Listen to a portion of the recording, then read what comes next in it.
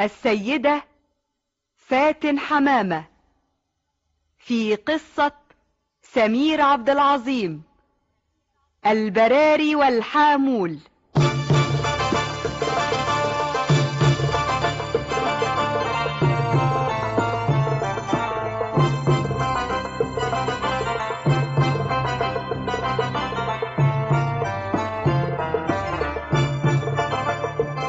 يوسف شعبان، حسن مصطفى، احمد بدير، رجاء الجداوي، عبد الحفيظ التطاوي. بطولة سعيد صالح. البراري والحامول. يا قمر البراري يا ساري في ليالي البراري، طول عمرك حامول ومداري ومن بيك زهاري. يا قمر البراري يا ساري في ليالي البراري، طول عمرك حامول ومداري ومن بيك زهاري. وليالي البراري طويلة والليلة بألف وليلة، ليالي البراري طويلة والليلة بألف وليلة، وحمول الليالي تقيلة، حمول الليالي تقيلة، بس القلب شاري. يا قمر البراري يا ساري في ليالي البراري، طول عمرك حمول ومداري ومن بيك داري. يا قمر البراري يا قمر البراري يا قمر البراري يا قمر البراري يا قمر البراري. صباح الخير يا خالة بهاني. يسعد صباحك يا زاهي. ما عندكيش غير الطماطم المفعصة دي يا خالي؟ دي مفعصة يا زاهي برضو؟ دي حمرا وزي الفل، سلامة شوفك. هي زي الفل عشان من ايديك الحلوين بس. خدي اهدوا 7 صاغ. هتشيلي الحمل ده ب7 صاغ يا زاهي؟ وده حمل برضه يا بهاني، دي المشنة ما فيهاش 5 6 طماطمات عدلين. دول بريال يا زاهي. مانيش دافعة غير باريزي، حياة النبي ما انا دافعة غيرهم. الله، انت دايما شاطرة كده. هتشطر عليك انت يا بهاني. طب دي لسه واحدة كانت هتاخدهم ب15 صاغ ما رضتش يا زاهي، وماشية قدامك هناك اهي. حياة النبي ما معايا غير الباريزي، حياة النبي ما تكسفيني بقى. هما كمان ما يستاهلوش غير كده، تاني بس واخداهم من وشك السمح وايديك المبروكه. هقولك ايه يا زاهي، خديهم. ياخد عدوينك يا اختي. وانت ازيك يا بهاني؟ وزي العيال بخير؟ والله ما بشوفهم يا زاهي. يا اختي مادام كويسين احنا مش عايزين غير كده. البريزه اهي. ما فلوس معاكي كتير اهي، انت مش بتقولي معكيش غير البريزة يا زاهي؟ مش بتوعي، حياة النبي ما بتوعي، حتى شايفه حطاهم على جنب اهو. امانه يا اختي. منك انتي. اوعي تكوني مش مسامحاني فيهم. بالهاني والشفا يا زاهي، مطرح ما يسري يمري. اقعدي بالعافيه يا بهاني. الله يعافيكي. أما حاسب يا سعيد. بتعملي إيه يا أما؟ قلت ابلط الحته اللي قدام عتبه الدار دي عشان يبقى شكلها حلو كده ونظيفه. خطي بس اوعى تدوس لا تبوظ التبليط. وجبتي البلاط ده منين يا أما؟ من زينهم عبد الستار ابراهيم اللي بيبني بيت بالمسلح غربنا هنا، جايب بلاط بيلعلط المسميه سماريك. رحت للبنايين قلت لهم ايه، النبي ادوني بلاطين كده تكونوا مستغنيين عنهم، بس اوعوا يكونوا مكسورين. والشحات له ايه يا ولا نص البلد. اديني لزقته لكم. بص البلاطه دي عليها رسم احمر واخضر. قال ايه دي مش الشجره دي يا ولا؟ بص. شجرة إيه يا أما؟ ده برج إسكان. والاسكان مفرع كده. روح كده روح. يعني العالم واخد حقه معاك قوي يا خي. وعلى كده عملتي الأكل ولا اتلخمتي في التبليط؟ لا ما تخافش عليا، اطمن. بس انت خش اقلع هدومك وتغص وشك بشويه ميه. ابوك واخواتك زمانهم جايين من المدرسه. اقوم احضر لكم الاكل. شاطرة يا أما شاطرة. خطي يا سعيد خطي. اسم الله عليك يا حبيبي خطي. هو أنا عيل يا أما؟ اسم الله يحمي الكبير والصغير يا اخويا منك كده. الحمد لله. يا اخويا شلت ايدك من الاكل ليه؟ شبعت يا زاهي. انت لحقت تاكل حاجه يا سي عبد الرازق افندي؟ كل حته البتنجانه دي بحته التخديعه دي. الحمد لله. اخويا انت بتشتغل وبتذاكر وتشقي. الحمد لله. تستاهل الحمد يا اخويا. خليكوا انتوا يا عيال كلوا. هجيب لابوكوا يغسل ايديه وحاجه اكمل اكل. كلي يا احلامي، اقطع الرغيف وكلي. ماني باكل اهو ياما. ما تحفش من اخواتك يا سلامي، غمس بالعيش غمس. وانا بحف برضو ياما. بتحف. يظهر صدق عاطفة الشاعر حبا للطبيعة ورغبة في التمتع بجمالها، يدل على ذلك قوله: بالراحه يا سعيد، وطي صوتك لابوك يصحى. مش بذاكر يما، ما تذاكر في سرك. مذاكرة الحاجات دي ما تنفعش غير كده. طيب بس بالراحه برضه. خدي سمعيلي ياما. هات قول.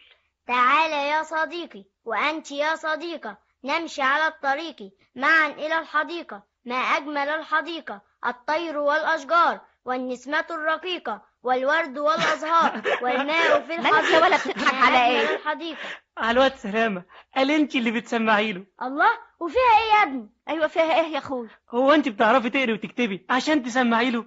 فالح قوي يا اخويا، اديني فاتحه الكتاب وهو بيقول ان غلط هيتلجلج وهعرف. فيها ايه دي؟ لا ياما ما فيهاش. الله، انتوا بتتمقلسوا عليا يا عيال ولا بتتمقلسوا؟ لا ياما ما بنتمقلش. ابوكوا صحي، خليكوا في مذاكرتكم انتوا.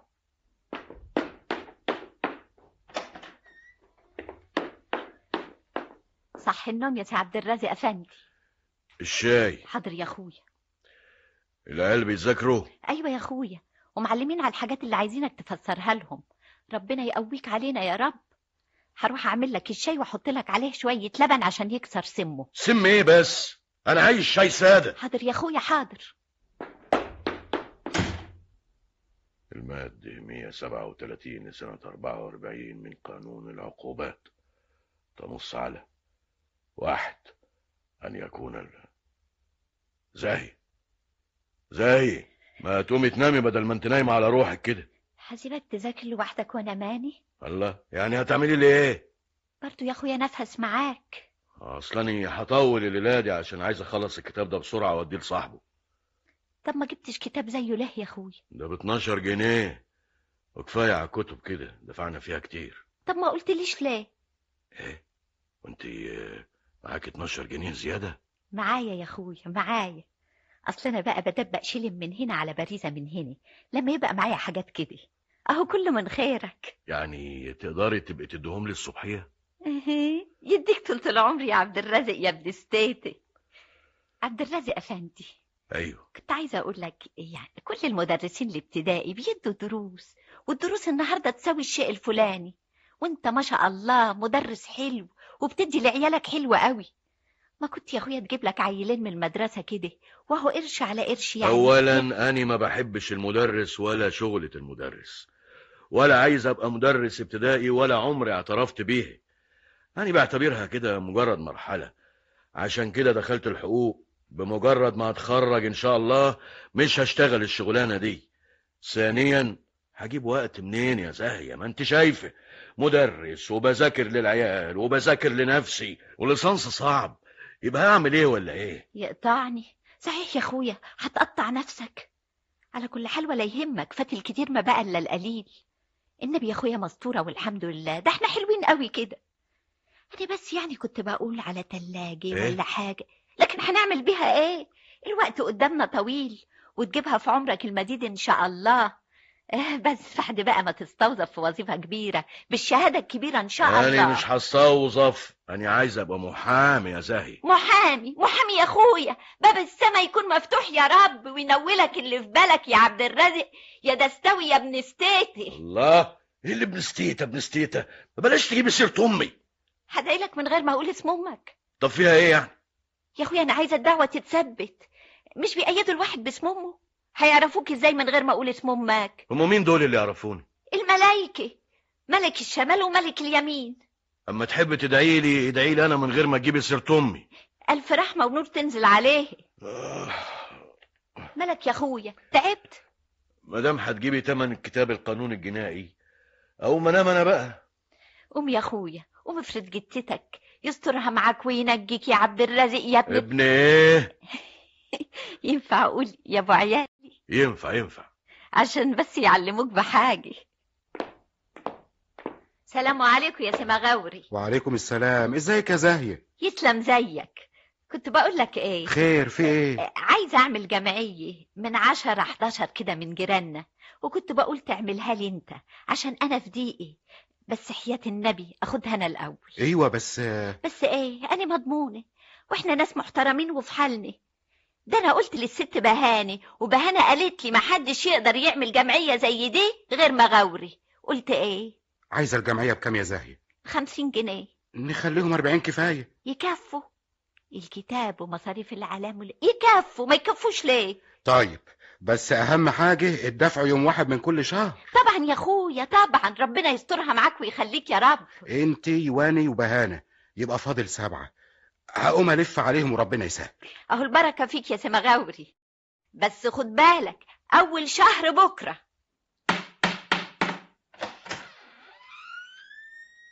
السلام عليكم. اهلا يابا. اهلا بيك يا زاهية يا بنتي. اهلا يا سرية يا اختي. ازيك يا زاهي؟ الحمد لله بخير. خدتي يابا، خدتي على مهلك، على مهلك. تعال اقعد هنا. ايوه بالراحه. كنا معديين قلنا نفوت عليكي. فيكوا الخير. وانت يا بنتي ما تفكريش تيجي تطلي على ابوك العاجز. الدنيا تلاهي يابا، من ساعة الصباحية لحد ما الليل يتمسي وانا واقفة على كعوب رجلي. الله يكون في عونك يا بنتي. لكن قلبي معاك يابا، النبي ليل ونهار انت واختي. ازيك يا سرية؟ بخير. اما اقوم اجيب لكم حتتين بطاطا تاكلوهم ولا تتغدوا؟ اقول لكمش اعمل لكم كوبايتين شاي، اصل الوقت لا محصل فطار ولا غدا.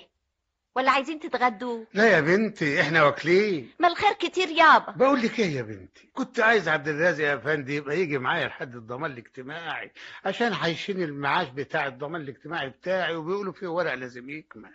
يفوت معانا كده بس يسهر لنا الكلام ده ويشوف ايه اللي ناقص ونريحه. حاضر يابا، يروح. ما يروحش ليه؟ انت عارفه يا بنتي القرشين اللي بناخدهم من الضمان الاجتماعي هم اللي نافعيننا، لو من غيرهم كنا لصنا. الله يكون في عون الجميع يابا. مين؟ سي عبد الرازق؟ فيه ايه يا اخويا مالك؟ لا ما فيش حاجة. اصلك جاي بدري يعني غير العادة. خدت اذن من المدرسة وقلت اجي اريح شوية. يا مرحب يا مرحب يا سي عبد الرازق يا افندي. اهلا اهلا وسهلا يا عم حسنين. اهلا بك. ازيك يا سراي؟ تسلم يا جوز اختي. ما تجيب لهم حاجة يا زاهي. واكلين، مسكت فيهم بالجامد قوي مش راضيين. الله، انت مش عندك بطاطا من امبارح؟ كلوها العيال يا اخويا. كان ابويا عايزك تفوت معاها على الضمان الاجتماعي يا سي عبد الرازق. قلت له الله يكون في عونك، ده انت من المدرسة للقطر لمصر للكلية لمذاكرتك لمذاكرة العيال. حاضر هبقى اروح معاه. يحضر لك الخير. خش استريح انت يا اخويا، اوضتك نظيفة كنسها ورشها ومقفلة شبابيكها. طب نستأذن احنا. ما انتوا قاعدين. نسيبكم عافية بقى.